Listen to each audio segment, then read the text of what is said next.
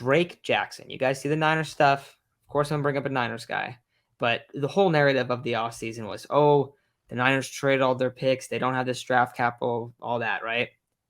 They drafted a guy in Drake Jackson who's playing out of position at USC last year, and he is going to be an extremely impactful player for them as a rookie.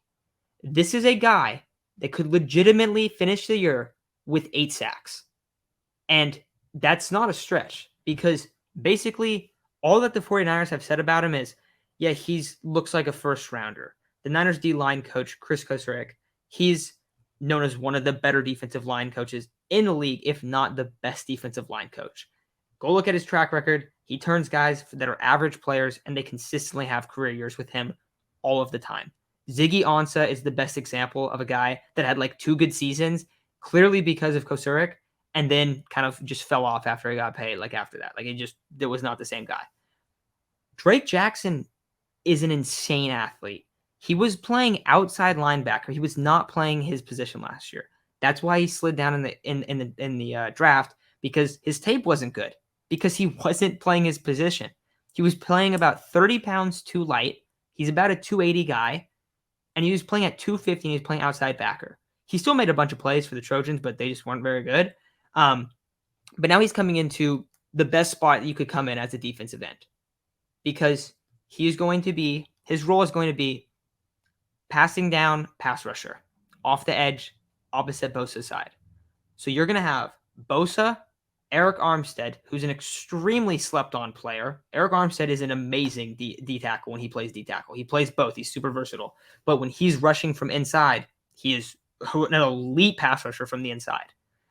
Then the guy next to him, and this is going to be a huge thing for the Niners if he's good, is Javon Kinlaw. The Niners don't need Kinlaw to have a bunch of sacks, right? He doesn't need to be a sack guy. He doesn't need to be a pass rush guy. But if he can get consistently double teamed and just bull rush through the middle, that other D end is going to be one-on-one every single play. There will not be one play because you have to you have to keep a tight end, you have to keep an extra guy in, and you're going to have to double. Like, it's going to be so impossible for offensive lines. And that's if you have 6 guys. Unless you decide, I'll just let Bosa go one-on-one on the other side. Yeah, sure, you could go ahead and do that. But I doubt that defenses or offenses are going to do that against the Niners that much. So that's the big thing. The other thing is he's not going to be a full-time starter. Samson Ebukam is going to be the starter at that defensive end spot. He is going to be the guy that comes in after him and plays about 45% of the snaps, 40% of the snaps. And he's going to consistently be fresh, and he's consistently going to be in one-on-ones on passing downs. This guy's pass rush arsenal is elite. Maybe not elite, but it's going to get there. He has a spin move. He's super athletic. He's super powerful. He's violent with his hands. He spin moves. He gets really fast. He has great bend. He is going to be a stud pass rusher. And every once in a while, a guy slides into the 2nd round or 3rd round that's a pass rusher, but it's usually pretty rare. This past NFL draft class was so deep at D-line that it allowed guys to be in this spot. So Drake Jackson, get ready. He's going to have a fantastic rookie season. He's going to have a bunch of sacks, and he's going to be a guy that's going to look really good and be really important for this 49ers team.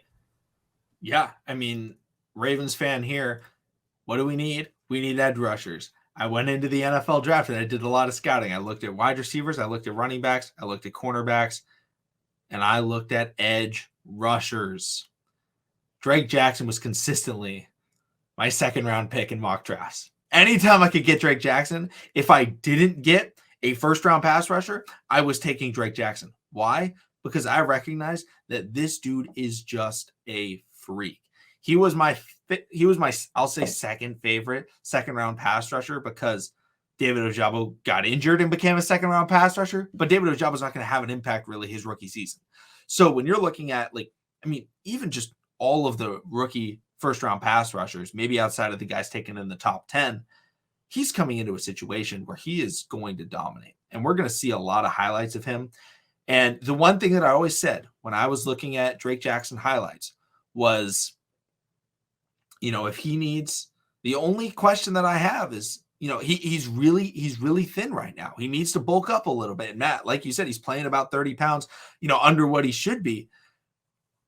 I mean, the way that he was even playing, even when he was playing underweight, it was still like, you can tell this dude is really good. And I saw so many people that were like, I don't like Drake Jackson. And I'm like, why don't you like Drake Jackson? This dude looks like he's going to be a monster. Like, the way that he's able to be a freak athlete, way to go, Matt, right there. The way that he was able to just dominate over at USC in a system that wasn't built for him. And now he gets to come in, and Matt, I agree. He's in the best situation to come in. Like, imagine if Kayvon Thibodeau or Walker or Aiden Hutchinson came into the San Francisco 49ers organization. What happened when the last time a top 3 or top 10 draft pick that was an edge rusher came into San Francisco? What happened that year? What did they set the Super Bowl record for pressures in a single game? Because, the rest of the defensive line was filthy and they were able to just completely dominate everyone else? Oh, yeah, that was Nick Bosa. Well, now Nick Bosa is still on this roster. Like you said, Armstead switching over to the middle. I know he's not the same guy as the man over in Indianapolis. Defo. But it's still going to be filthy. And they're also way deeper. And, that's the thing. I don't think people realize, if you're a defensive lineman and you're fresh, the offensive line doesn't sub out. So they're going to get worn out. If you're consistently having fresh bodies in, and so on the most impactful downs, on when it's clear passing downs, you always have your best pass rushers in, that goes a long way. And, that's why, for him, say Bosa came out on second down because the Niners have a ton of depth and they bring someone else at edge and let's say they take Armstead and Bosa out on a second and long, right? And they both miss that play, and then those guys both come back in. You can't just go one-on-one with those guys. Armstead, I think, over the past 5 seasons, leads the entire NFL in double team rate or something like that. He's one of them. It's absurd how much he gets doubled. And then Bosa, you're gonna have a tight end or a running back either chip or stay and block or whatever it is, and then that's gonna leave that other tackle very, very vulnerable on the other side. And that's why you a guy like this that's just really athletic, going to be consistently fresh. Those are the guys that are going to have the big rookie seasons. It's not going to be Thibodeau. He's already hurt. He plays on a team that's not very good. He doesn't have as much help on the D-line. He's not going to be the guy that ends up getting the most sacks as a rookie. Now, down the road, they build around him. They have some other pieces. He's healthy. Of course, he can be great. But it's going to be a lot harder for some of these early picks that are on a Jags defense or a Giants defense. Unless you come into Chase Young came in and they had a great defensive line.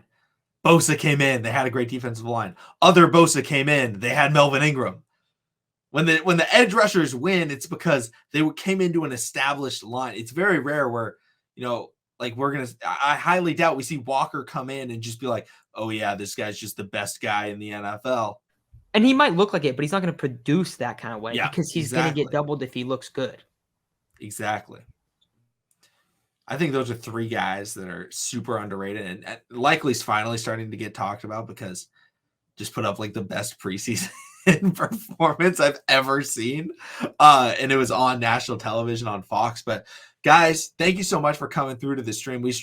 Matt and I do football every Monday. Matt also does Friar Talk Tuesday typically. I do NBA on Wednesday. We're trying to get a fantasy show typically on Friday. We also talk about college football. So, if you guys aren't subscribed over on AFS, would really appreciate if you guys checked out over there. If you're watching on TTB, it would really help us out trying to get to 100 because then you can have the custom URL. So it can just be youtube.com/c/America's Finest Sports. But that's it from us, I believe. Thank you guys so much for coming through. Had a ton of fun. Got to talk about the Ravens, got to talk about Isaiah Likely. And it's really exciting. There's one more game in the rest of, preseason for our favorite team. So then all of a sudden it's going to be week 1 and it's going to be a lot of fun. As long as people are healthy. I do not want to have another season like last year.